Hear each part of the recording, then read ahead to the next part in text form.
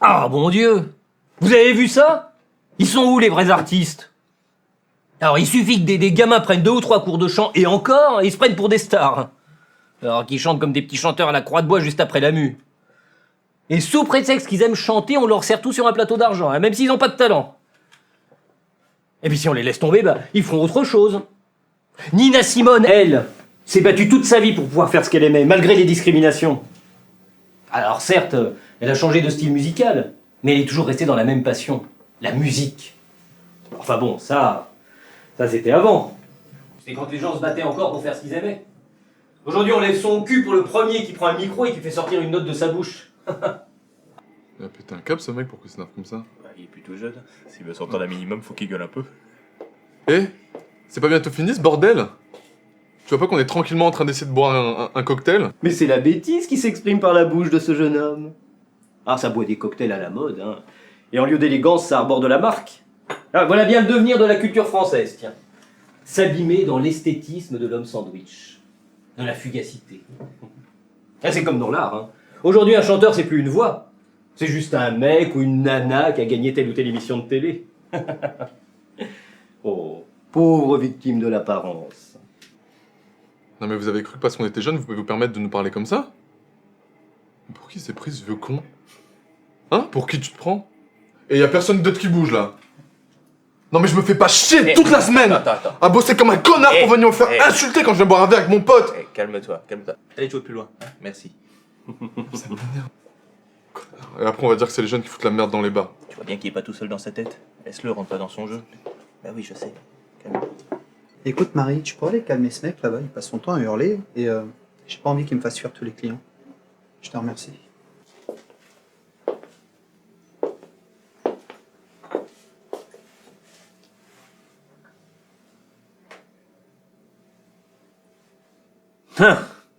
Encore un qui croit que peindre, c'est facile.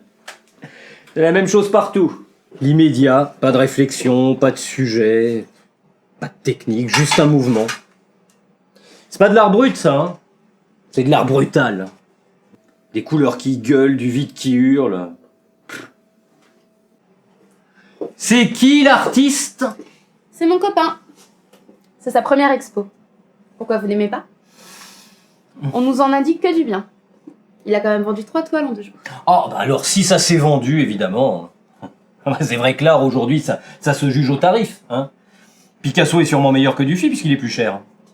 Et Hirtz, vous savez, ce gars-là qui a fait le crâne avec des milliers de diamants, ça doit être le plus grand de tous, puisque c'est le plus cher. Avec des raisonnements comme ça, on pourrait encore acheter des Van Gogh à 3 €. Non mais comprenez bien, mademoiselle, je n'ai rien contre votre copain. On peut même penser qu'il a du goût, puisqu'il vous trouve belle. Mais franchement, il y a quoi dans cette toile? Pardon? Des masses qui s'entrechoquent, c'est tout. C'est ça l'art maintenant. Une apparence, le hasard de 2 tâches qui se superposent. Bon, après, il y a de la couleur. On peut trouver ça chatoyant, on peut ressentir, je sais pas, de la colère, de la joie. Mais quand on observe, on ne voit que des taches. Il n'y a aucune technique. Un âne pourrait faire la même chose. Peut-être que votre copain a voulu faire passer un message avec cette toile, mais il n'y a pas la technique du vrai peintre. D'accord. Donc, pour vous, un artiste, ce serait simplement un artisan. Un pur technicien. Ce qu'il peut avoir envie de dire dans son tableau, les sentiments, les valeurs. Pour vous, tout ça, ça ne vaut rien. Je peux vous poser une question? Je vous en prie. Pour vous, le peintre Raphaël, vous l'appréciez pour la construction de ses toiles ou pour le message qu'il fait passer? Ma pauvre, votre impétueuse jeunesse vous entraîne dans des impasses. Peintre, musicien, artiste, ce sont des métiers qui s'apprennent. C'est le geste 100 fois remis sur l'ouvrage. C'est la recherche de la perfection dans la représentation. C'est la création de procédés pour arriver à une image du beau. Tiens, justement, voilà l'artiste. Ah, Je peux me plaindre à vous, vous avez l'air tous les deux passionnés. Et bien justement, on était en train de parler de tes toiles. Et figure-toi que monsieur trouve que tu peins comme un âne et que tu n'as pas la technique d'un vrai peintre. et les sentiments sans la technique, c'est pas de l'art. Donc, d'après vous, pour prendre un exemple, Picasso, dans sa période bleue, a mis en avant la création de ses toiles plutôt que son message. Pourtant, il y parle de mort et la couleur dominante rend le tableau plutôt froid et obscur. Vous voyez bien, c'est la technique qui permet d'exprimer des sensations, des émotions, comme dans Guernica par exemple.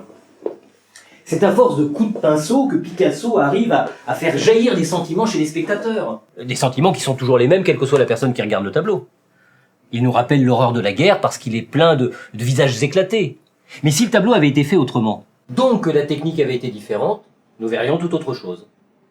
Je suis désolé de vous contredire, mais avant la technique, l'art est un moyen de s'exprimer et de proposer sa propre vision des choses.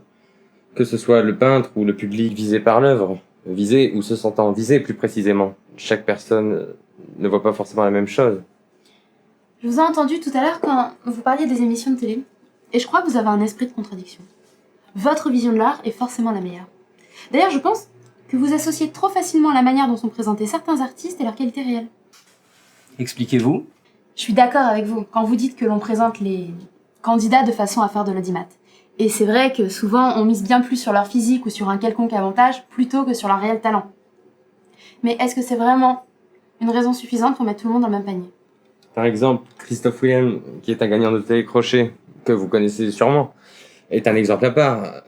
Vous avez dû reconnaître et probablement apprécier ses qualités d'interprète. La maîtrise de ses notes et la justesse de sa voix, ils sont pour quelque chose. Certes, mais il ne faut pas faire passer quelques exceptions pour une généralité. Les médias, comme vous dites, n'ont pas pour vocation de faire découvrir des talents, mais uniquement de faire de l'audimat. Alors avec votre Christophe Willem, ils ont eu de la chance, mais ça représente quoi? Une chance sur 100. Vous avez une vision des médias un peu caricaturale. Il faut aussi comprendre qu'on est à une époque où les vecteurs de médiatisation ont changé et il faut savoir vivre avec son temps. Pour en revenir à la peinture, prenez Warhol. C'était pas un peintre, et il a quand même su imposer quelque chose de nouveau. D'ailleurs, lui aussi a su faire partager sa vision de l'art. D'où le fait que nous le voyons comme un artiste, mais à la base, Warhol est un publicitaire. Oui, mais il y a un détail important que vous oubliez. C'est qu'il avait dans son atelier toute une équipe qui était chargée de réaliser les projets que lui imaginait. Ce qui fait que régulièrement, des œuvres signées Andy Warhol n'étaient même pas réalisées par lui. Et dans quel but? Il l'a dit lui-même. Mon but est de faire un maximum d'argent en un minimum de temps. Et ça fonctionne dans tous les domaines. Mais le fait de ne pas faire soi-même les choses ne constitue pas un argument sur la valeur que peut avoir une œuvre telle qu'elle. Par exemple, nous savons que les chanteurs n'écrivent pas tous eux-mêmes leurs chansons. Et que ce sont souvent des personnes faisant partie de ce domaine qui leur écrivent. Mais question, si l'on vous propose une chanson, seriez-vous assez idiot pour l'apprendre si le sujet ne vous touche pas? Justement, tout est une question d'audimat et surtout d'argent. Je suis désolée, je suis pas d'accord avec vous. Dans la mesure du possible, un artiste fera toujours passer sa passion en priorité. Même s'il n'écrit pas ses chansons lui-même, il choisira des chansons qu'il touche. Vous avez l'air de penser que les artistes n'ont pas de cœur? C'est pourtant le cas, et dans bien des domaines. Dans le cinéma, par exemple, de nos jours, il ramène beaucoup trop souvent à l'arnaque. Et de nos jours, on va plutôt juger l'apparence d'un film au lieu de le juger sur ce qu'il est vraiment. Mais vous savez, monsieur, la France culturelle telle que vous vous en souvenez n'est pas incompatible avec celle de nos jours. La France d'aujourd'hui n'a pas supplanté celle d'hier.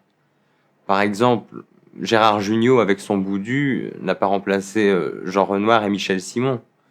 Les grands ne s'oublient pas et ne sont pas près d'être oubliés.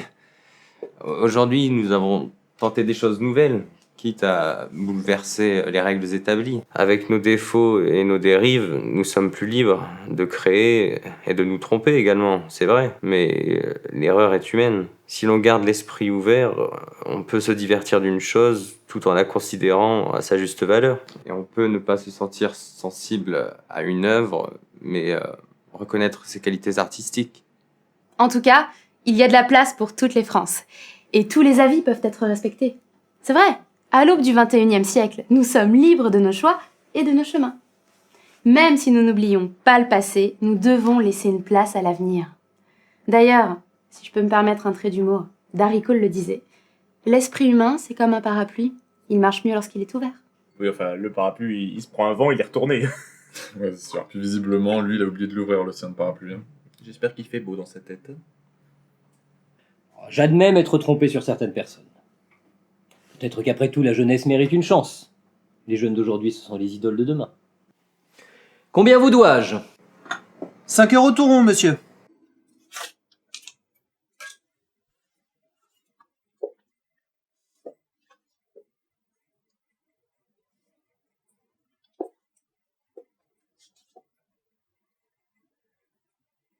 Vous parlez assez clairement de Picasso, jeune homme. Je dois vous en inspirer. Quant à vous, mademoiselle, discuter avec vous mérite l'attention. Vous avez supporté mes arguments, vous avez su m'émouvoir. Ça mérite bien un petit pourboire. Merci.